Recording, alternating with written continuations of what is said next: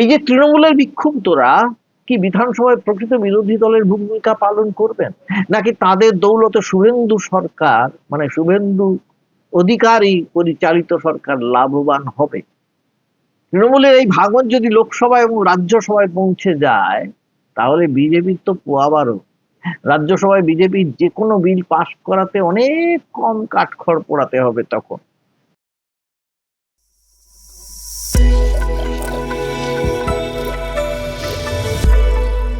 পশ্চিমবঙ্গের সাম্প্রতিক বিধানসভা নির্বাচন ইতিহাসের পাতায় বিশেষভাবে উল্লেখিত থাকবে, সে বিষয়ে কোনো সন্দেহ নেই। এই নির্বাচনে 15 বছরের তৃণমূল শাসনের পতন ঘটল, কিন্তু সেখানে কি শেষ হলো? না, শেষ হলো না। সর্বশেষ যা ঘটল তা পশ্চিমবঙ্গবাসীর কল্পনাতেও কোনোদিন স্থান পায়নি। মমতা বন্দ্যোপাধ্যায়ের হাতে গড়া, নিজের হাতে গড়া তৃণমূল দল ভেঙে ছত্রখান হয়ে গেল এবং তিনি কার্যত একজন নিঃসঙ্গ নেত্রী হয়ে গেলেন। তার সঙ্গে রয়ে গেলেন দলের পুরনো কিছু নেতা নেত্রী এবং অভিষেক বন্দ্যোপাধ্যায়। না, আর কিছু জন রয়ে গেলেন, তারা হচ্ছেন অনেক সমর্থক এবং কর্মী। তারা কিন্তু মমতা বন্দ্যোপাধ্যায় ছাড়া কাউকে চেনেন না। দল ভাগ হলো ঠিকই, কিন্তু এরা কিন্তু রয়ে গেলেন। এবারে আগামী দিনে এরা কোন দিকে যান, কি করেন, সেটা দেখবার, অবশ্যই দেখবার। বিধানসভা নির্বাচনের ফল প্রকাশের পর থেকেই তৃণমূল দলের অন্দরে একটা ঝড় উঠছিল, সেটা আমরা দেখেছি। সেই ঝড়টা যে ঘূর্ণিঝড়ে পরিণত হয়ে কালীঘাটে দিদির বাড়ির উপরে এভাবে আছড়ে পড়বে, এটা কেউ আন্দাজও করতে পারে। অন্যদিকে এক সময়ের বুদ্ধদেবের ঘনিষ্ঠ, মানে বুদ্ধদেব ভট্টাচার্যের ঘনিষ্ঠ এবং পরে সিপিএম পার্টি থেকে বহিষ্কৃত ঋতব্রত বন্দ্যোপাধ্যায় হয়ে গেলেন তৃণমূল দলের ডিফ্যাক্টো নেতা। তার নেতৃত্বে 80 জন নির্বাচিত তৃণমূল বিধায়কের মধ্যে 58 জন বিদ্রোহী হয়ে ঘোষণা করলেন তারাই প্রকৃত তৃণমূল। তারাই প্রকৃত তৃণমূল নাকি অন্যরা প্রকৃত তৃণমূল তা আমরা জানি না ঠিকই, কিন্তু এখন যা অবস্থা তারাই সে কথা বলছেন এবং সেটাই লোকে মেনেও নিচ্ছে। অনেকেই মেনে নিচ্ছে, অনেকে ধরেও নিচ্ছেন যে দলটা ভেঙে খান খান হয়ে গেল। নমস্কার, আমি গৌতম বন্দ্যোপাধ্যায়, আপনারা দেখছেন গৌতম ব্যানার্জি অফিসিয়াল। যারা আমার চ্যানেল দেখছেন তাদের কাছে আমার অনুরোধ যে আমার চ্যানেলটাকে সাবস্ক্রাইব করুন, কমেন্ট করবেন, শেয়ার করবেন এবং এই সঙ্গে আরেকটা অনুরোধ আছে, সেটা হচ্ছে যে নোটিফিকেশন আইকনটা আছে, বেলটা আছে, এটা অন করে দেবেন। যেটা বলছি, 80 জন নির্বাচিত বিধায়কের মধ্যে 58 জন বিধায়ক বিধানসভার অধ্যক্ষের কাছে গিয়ে তৃণমূলের পরিষদীয় দলের স্বীকৃতি চাইলেন। আর কি চাইলেন? যে ঋতব্রত বন্দ্যোপাধ্যায়কে প্রধান বিরোধী দলনেতা হিসেবে মেনে নেওয়া হোক, মানে স্বীকৃতি দেওয়া হোক। আর তাদের দাবি অধ্যক্ষ নিমেষের মধ্যে অনুমোদন করে দিলেন, কার্যত আর কি। তৃণমূল যদি মমতা এবং অভিষেকের হাত ছাড়া হয়, তাহলে বঙ্গ বিজেপির কাছে তার থেকে আর বেশি আনন্দের এবং স্বস্তির বার্তা আর কিছু হতে পারে কি? না, মোটেই হতে পারে না। কাজেই অধ্যক্ষের ঋতব্রতকে বিরোধী দলনেতা বলে স্বীকার করে নেওয়ার মধ্যে আশ্চর্যের কিছুই নেই। বিরোধী দলনেতা তকমা পেয়েই ঋতব্রত কি করলেন? তিনি পাক্কা তৃণমূলী নেতা হয়ে গেলেন এবং সেইটা হয়ে তিনি ভাষণ দিলেন জবরদস্ত। মনে হলো তৃণমূল দল প্রতিষ্ঠার পিছনে তার প্রচুর কান্না ঘাম রক্ত মিশে আছে। প্রথম দিন থেকে তিনি লড়াই করে তৃণমূল দলকে নিয়ে এসেছেন মমতার পাশে থেকে থেকে। যাই হোক, তিনি এবং তার সঙ্গে যারা আছেন তারা মমতা বন্দ্যোপাধ্যায়কে বলছেন প্রধান পরামর্শদাতা হিসেবে তিনি থাকুন। এটা কি কৃপা তাদের, সৌজন্য? যাই হোক, এর মাঝে অবশ্য মমতা বন্দ্যোপাধ্যায় অবশ্য এই ঋতব্রতকে এবং সন্দীপন সাহা, যে দুজন হচ্ছেন মূল হোতা, এই যাকে বলা হয় বিদ্রোহের হোতা, তাদের দল থেকে বহিষ্কার করেছেন বলে ঘোষণা করেছেন। কিন্তু কোন ঘোষণাটা ঠিক আর কোনটা চলবে কোনটা চলবে না এখনো আমরা বুঝতে পারছি না। এবারে ধোঁয়াশাই যে রয়ে যাচ্ছে, এই ধোঁয়াশাটা কাটতে অনেক সময় লাগবে, কোর্ট কাছারি হতে পারে, এবং হতে হতে যে 3 থেকে 4 বছর কেটে যাবে সেটাও আমার ধারণা হতে পারে।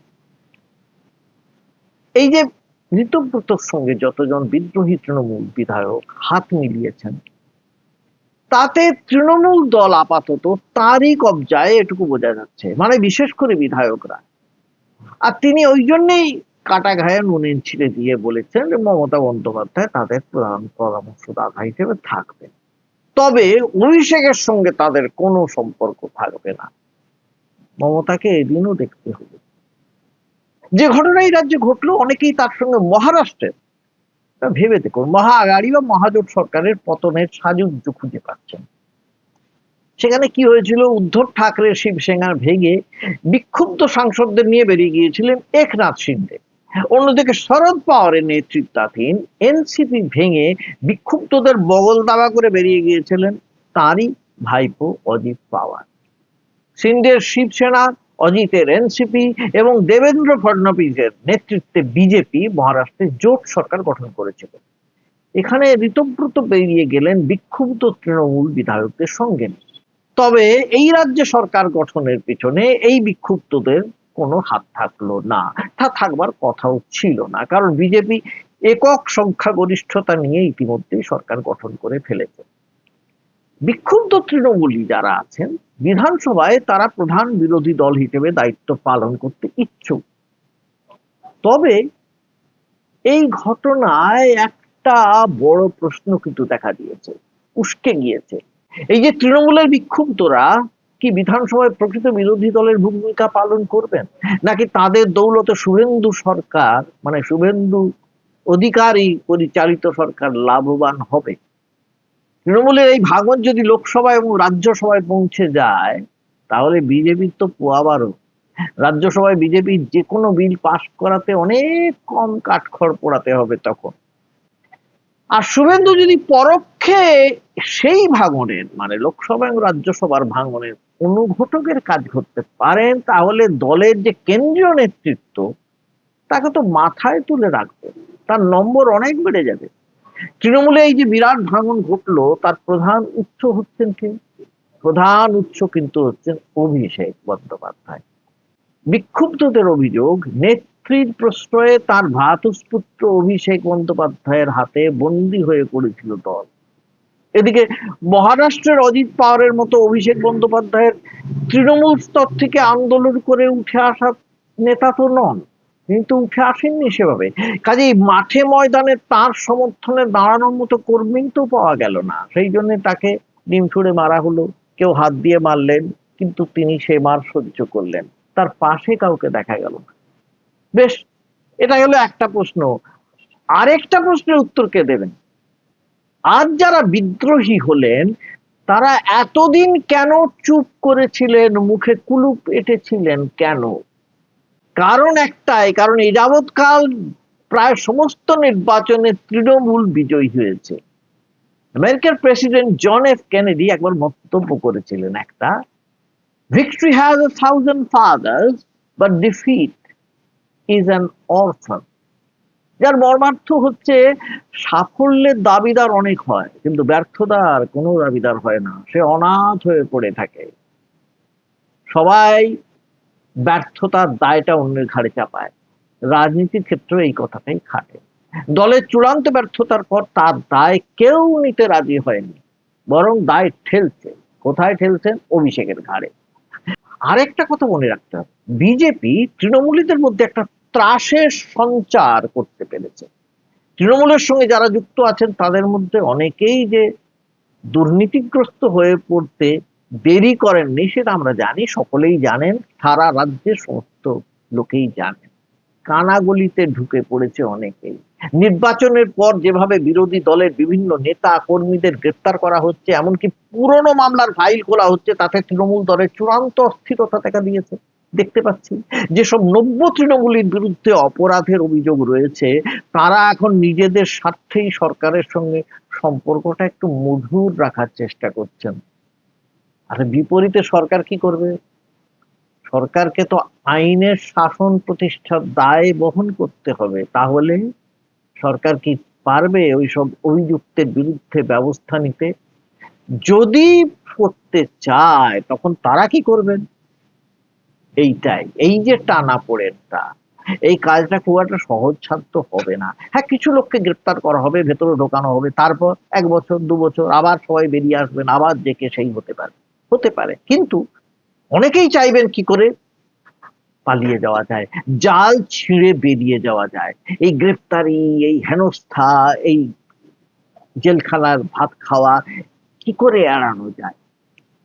কাজে এই যে নব্য তৃণমূলীরা যে বিরোধী দল করলেন, যেটা পরিষদীয় দল হিসেবে স্বীকৃতি পেল, ঋতব্রত বন্দ্যোপাধ্যায় বিরোধী দল নেতা হিসেবে স্বীকৃতি পেলেন, এবারে যদি শাসক এবং বিরোধী হাত ধরাধরি করে চলতে চায় তাহলে তো গণতন্ত্রের শেষ যাত্রা শুরু হয়ে যাবে। তখন রাম নাম সত্য হয় ছাড়া আর কিছুই বলার থাকবে না। আজ এই পর্যন্তই, আবার আপনাদের সঙ্গে দেখা হবে পরের এপিসোডে। ভালো থাকবেন সকলে, আর আমার চ্যানেলটা সাবস্ক্রাইব করতে ভুলবেন না। নমস্কার।